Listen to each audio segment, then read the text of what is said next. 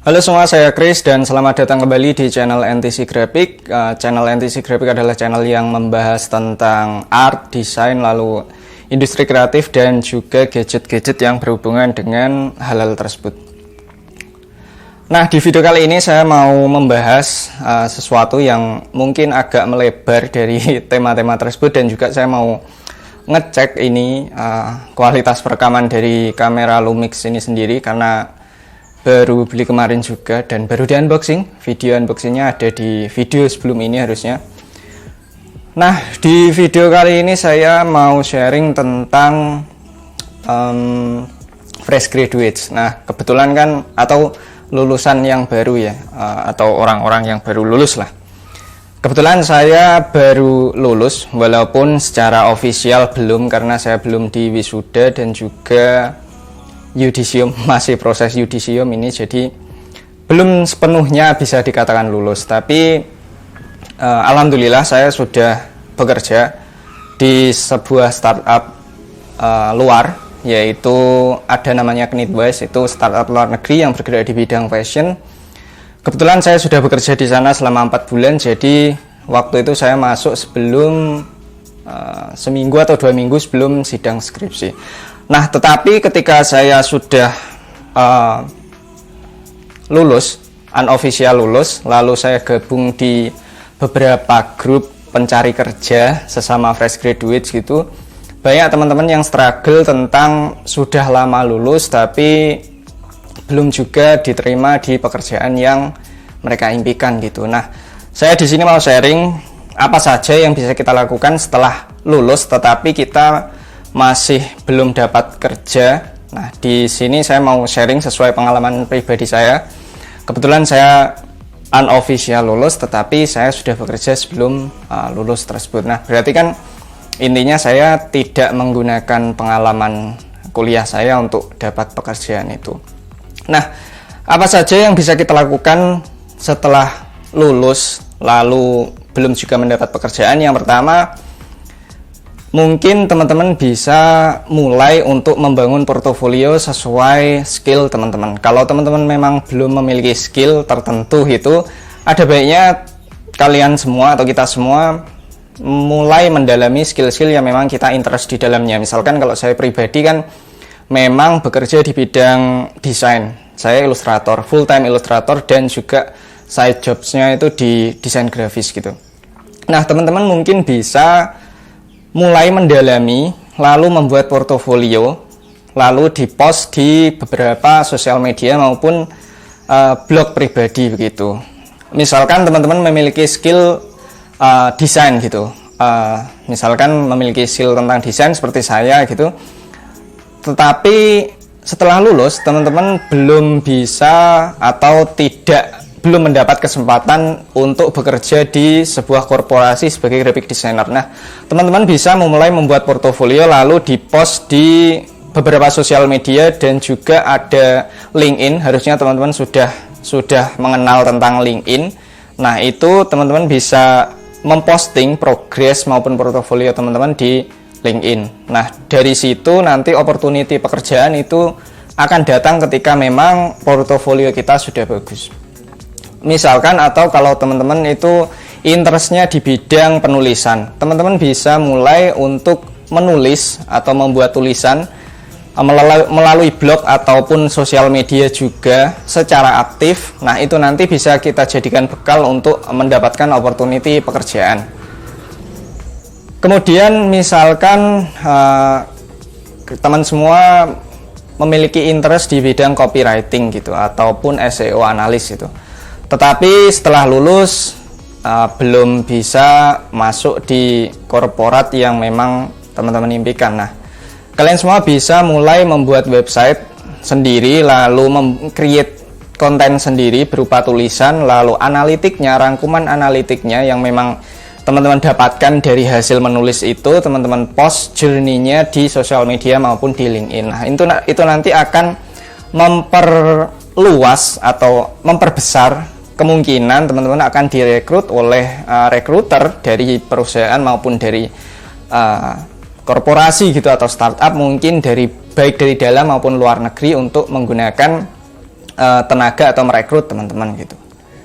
Mereka akan mempertimbangkan dari portofolio kita gitu. Salah satu pengalamannya itu saya sendiri waktu itu memang sebelum sidang skripsi, itu seminggu atau 2 minggu sebelum sidang skripsi, saya ditawari pekerjaan di startup yang saya bilang tadi itu melalui salah satu situs freelance. Kemudian saya di email langsung dan ditawari pekerjaan secara langsung. Jadi saya tidak melalui proses seleksi, jadi saya tinggal masuk, kemudian ngasih contoh pekerjaan saya dan udah gitu aja masuk. Jadi memang sebegitu pentingnya portofolio di zaman atau di era digital sekarang ini. Jadi teman-teman bisa mulai create portofolio, membuat portofolio yang bagus untuk nanti dijadikan bekal untuk melamar pekerjaan mungkin, atau memperbesar kemungkinan kita dihampiri oleh pekerjaan tersebut. Nah, jadi yang pertama itu ya, kita bisa create portofolio sambil kita mencari pekerjaan, atau kita daftar-daftar pekerjaan di perusahaan yang konvensional gitu. Teman-teman bisa mulai create portofolio sendiri. Siang atau pagi nyari kerja, lamar pekerjaan di sana sini, malam kita create portofolio gitu.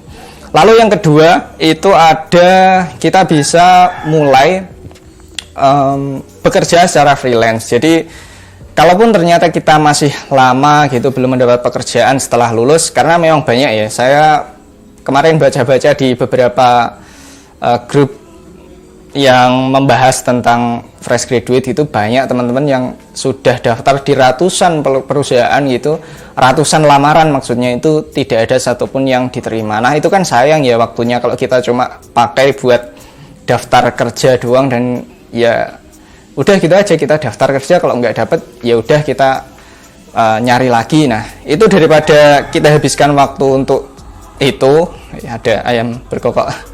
Nah, itu kita bisa mulai mencari opportunity bekerja secara freelance, karena di era digital ini banyak ya pekerjaan yang memang disediakan di platform-platform penyedia jasa, penyedia, istilahnya apa ya, marketplace yang menghubungkan antara calon klien dengan freelancer gitu. Saya sendiri sudah dari 2016 mulai bekerja secara freelance, dari saya kelas 2 SMK, itu ada di situs namanya Fiverr, kemudian saya pernah coba di Upwork. Nah, dari situ juga saya dapat pekerjaan yang secara freelance, biasanya seminggu 2-3 kali, atau pernah setiap hari dapat project gitu. Dari situ bisa dapat pendapatan yang lumayan besar. Bahkan teman-teman saya yang memang fokusnya di freelance itu jauh lebih besar daripada saya sendiri yang bekerja sebagai full-time ilustrator di startup tadi. Dan juga saya dapat, seperti yang saya ceritakan tadi, saya dapat pekerjaan full-time itu memang dari salah satu platform freelance tadi, atau di Fiverr, kemudian di direct di email gitu. Nah, jadi selain bisa dapat pekerjaan, kita sekalian create portofolio di situs-situs tersebut. Kan ada track recordnya ketika kita mengerjakan sesuatu, kemudian pekerjaannya selesai, itu kan bentuk dari portofolio kita. Nah itu nanti bisa dilirik oleh rekruter. Misalkan kita selesai mengerjakan project ini, kita ceritakan di berbagai sosial media kita atau di LinkedIn kita. Nah itu nanti bisa jadi daya tarik tersendiri bagi kita di mata rekruter gitu. Nah jadi mungkin dua itu yang bisa teman-teman lakukan sambil menunggu dapat pekerjaan gitu, atau sambil mencari kerja, lamar kerja. Itu teman-teman bisa mulai create portofolio, kemudian publikasikan portofolio tersebut. Setelah itu mulailah bekerja sebagai freelancer dulu.